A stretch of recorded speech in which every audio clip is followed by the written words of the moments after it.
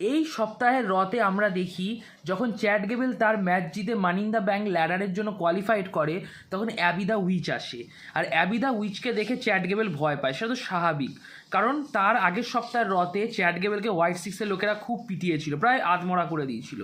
But chat গেবেল কেন back স্টেজে গিয়ে ওটিসের কাছে ক্ষমা চাইলো? আমি বলেছিলাম এর একটা লজিক্যাল এক্সপ্লেনেশন আমি দেবো, যেটা আমার মনে হচ্ছে যে হোয়াইট সিক্স তাদেরকেই অ্যাটাক করে, এটা চ্যাট গেবেল মনে করে। আর এটাই হতে পারে যে হোয়াইট সিক্স তাদেরকে অ্যাটাক করে যারা খুব বুলি হয়, মানে যারা ফ্যামিলির কদর করে না, মানে নিজের লোকেদেরকে খারাপ কথা শোনায়, অন্যকে খারাপ কথা শোনায়, অন্যকে ছোট করে দেখে, বিট্রে করে।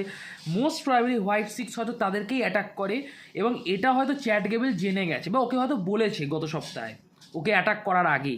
তো সেই জন্য তো চ্যাট গেবেল ভয় পেয়ে গিয়ে ওটিসের কাছে গেছে, ওটিসের কাছে ক্ষমা চাইতে। সো কজনে এইরকম মনে করে আমার মতন।